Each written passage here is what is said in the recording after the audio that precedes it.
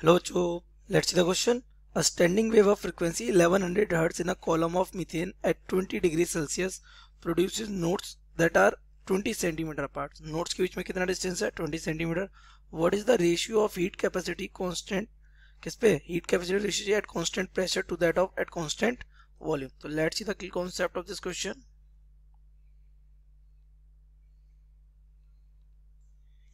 The ratio of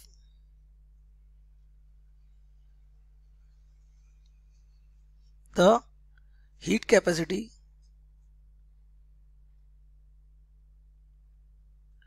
at constant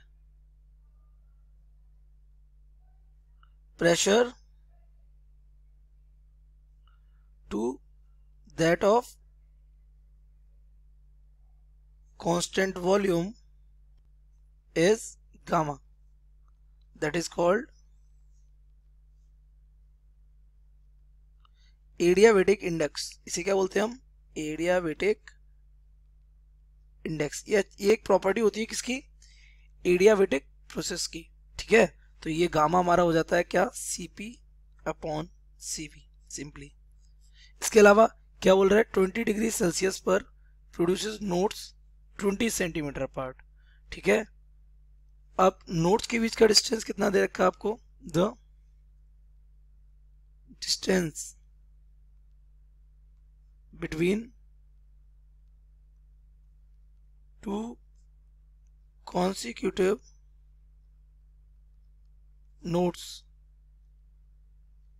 is lambda by 2. कितनी होती है? लैम्डा बाई 2 होती है. तो देखिए ये, तो यहाँ पर ये आपका नोड है, ये आपका एंटी नोड है, तो ये फिर से क्या बन जाएगा यहाँ पर? नोड. तो अगर आप ध्यान से देखें तो दो नोड्स के बीच की डिस्टेंस कितनी हो रही है? Lambda by 2. तो लैम्डा बाई 2 होती है. ये आपको गिवन है कितनी? Lambda by 2 is equal to आपको गिवन है कितना? 20 सेंटीमीटर. तो यहाँ से लैम्डा इक्वल कितना हो जा रहा है?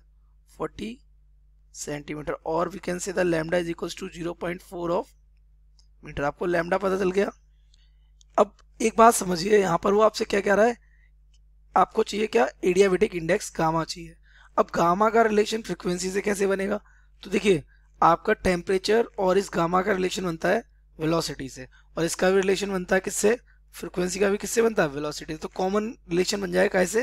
वेलोसिटी से. तो यूज करते हैं. वी नो दैट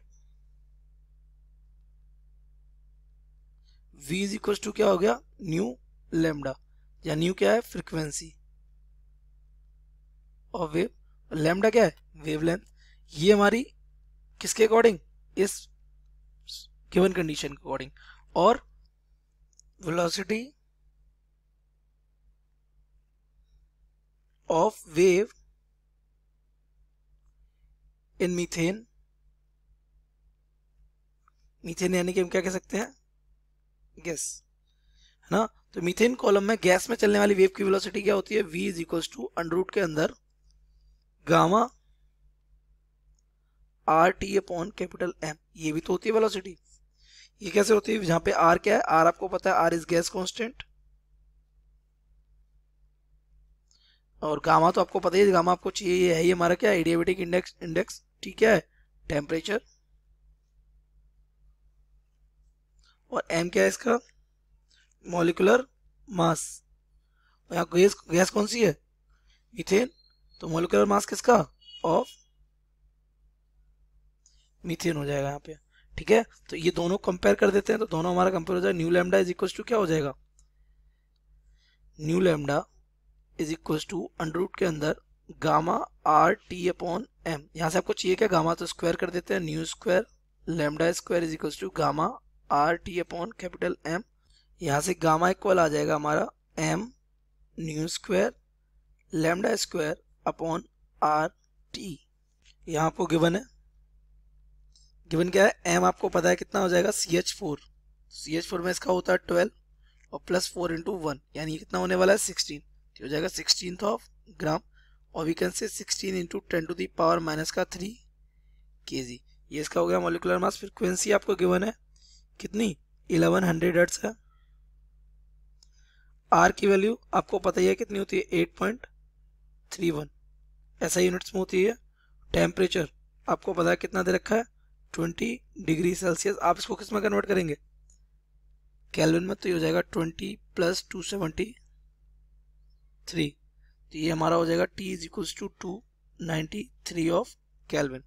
तो अभी इन सारी वैल्यूज को अगर हम पुट कर दें तो हमारा यहाँ से गामा इक्वल आ जाएगा m की जगह 16 इंटू 10⁻³ इंटू 0.4 लैम्डा अभी भी कैलकुलेट किया था, उसका स्क्वायर हो जाएगा, इंटू फ्रिक्वेंसी कितनी हो जाएगी 1100, इसका स्क्वायर हो जाएगा अपॉन 8.31 इंटू टेम्परेचर कितना हो गया हमारा 293। तो अगर हम इसको पूरा सॉल्व करेंगे then we will get 1.28 something, जो कि हमारा क्या आ गया gamma, that means the CP upon CV। और यही आपसे पूछा भी है क्या, what is the ratio of heat capacity, तो ये हमारा आ गया 1.28। I hope you have understood it well. Best of luck.